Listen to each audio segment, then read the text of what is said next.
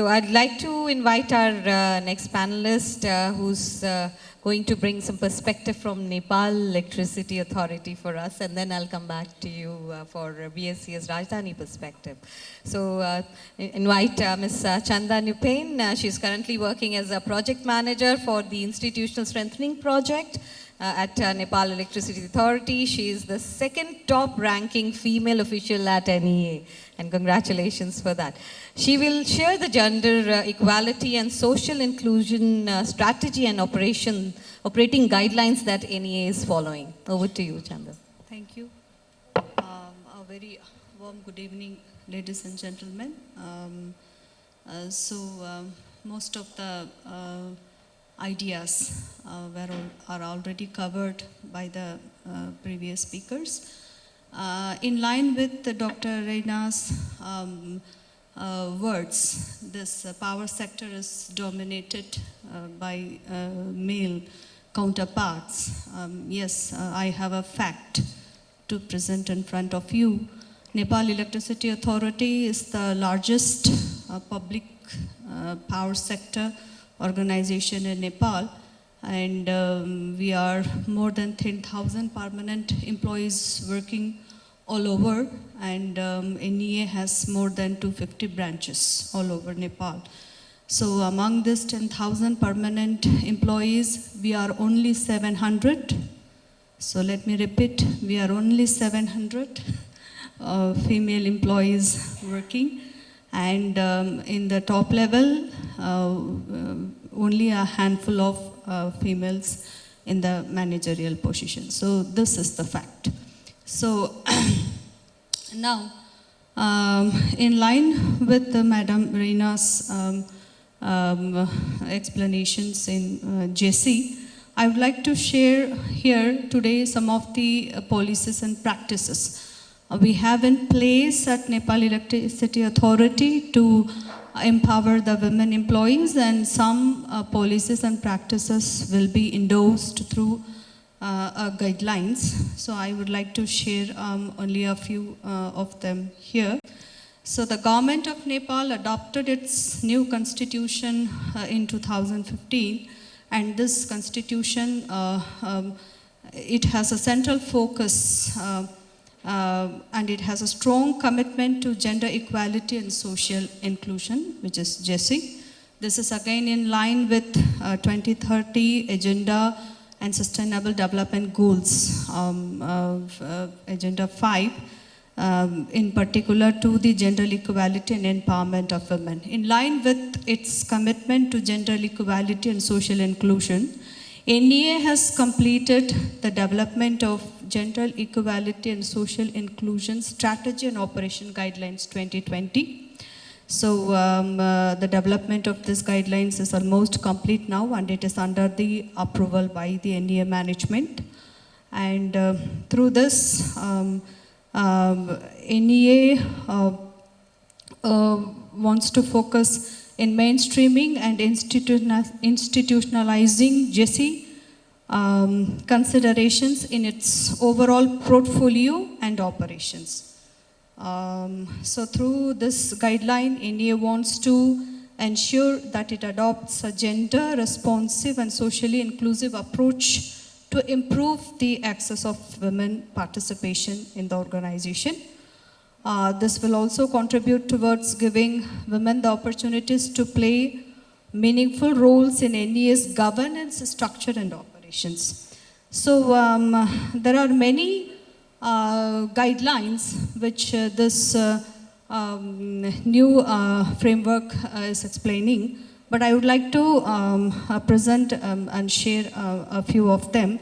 So in relevant to the HR strategy, the policy which is in place right now is in the recruitment. So when the recruitment is being done, so 45% of the new positions are allocated to women and people from excluded groups. So among this 45%, again 33% of the positions will be reserved for women. This came into effect after our recruitment. So I joined this organization 16 years back, and there was no such reservation when we joined, but still I was the first to recruit to be. I was the number one among 17, and all the rest 16 are next to me. So this reservation is not a compulsion for women, but still this motivates the women participation in power sector, because power sector is technically dominated field. So because of this reservation, today I can notice a female participation in core technical areas of work. So I can find women technical assistants working with us in the late evenings. So this reservation has promoted this to a greater extent. And again, when we apply for a new position, the incubants age on the date of application submission is maximum 35 years of age for men, but for women it is 40 years of age. So we have been given this flexibility. Again, women, they have only a probation period of 6 months, while men, they have a probation period of 1 year. So there are some policies and practices in place which empowers the women. So this has resulted in the increased women participation in the power sector. So there are also other benefits, as the speakers, they have already explained. So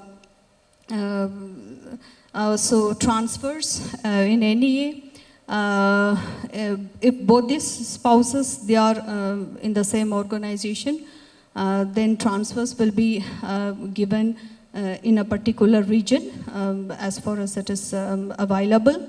Again, maternity leave provisions are there. So we are given 98 days maternity leave, and extended 6 more months unpaid leave are also being given. So childcare allowances are being provided. These are some of the practices we already have in place. Now, in alignment with the JESI guidelines to improve the work environment, to facilitate or to empower the female workforce at NEA.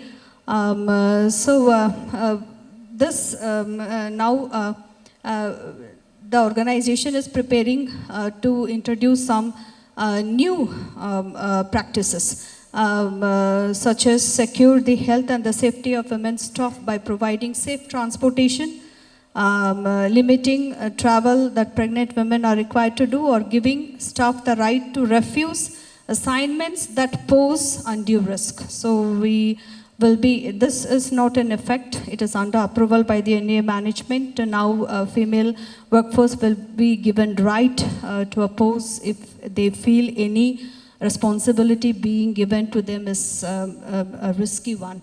Because in power sector, we have to travel on the field work, and in Nepal, it is geographically very difficult areas, zones are there.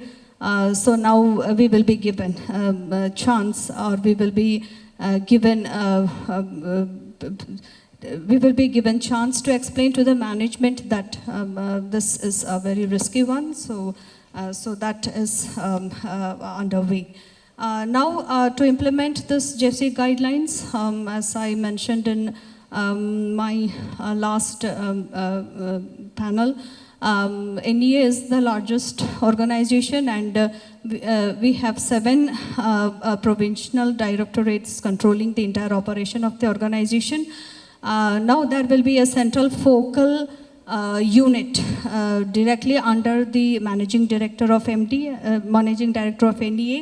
and MD is working under the board. So there will be a JESI focal person there, and there are 9 different directorates. So we are the largest one in Nepal. And every directorate will have a team of 3 persons monitoring the implementation of JC guidelines in every sector. So being a project manager, I'm very happy to share with you all that this JC guideline also emphasizes the implementation of very strong working environment for the women workforce enrolled in the hydropower generation projects and many other projects related to the transmission line construction. There are plans to bring better working environments in the project sites. I request you to please, we have to move to the next panelist. With this information, I would like to stop sharing the policies and practices that NEA has planned to empower the women workforce. Thank you. Thank you so much. A big round of applause for Ms. Chanda. I'm sorry, apologies for disturbing you. And there is this wonderful work that NEA is doing under the JC guidelines that for empowering women working and bringing them to the leadership roles.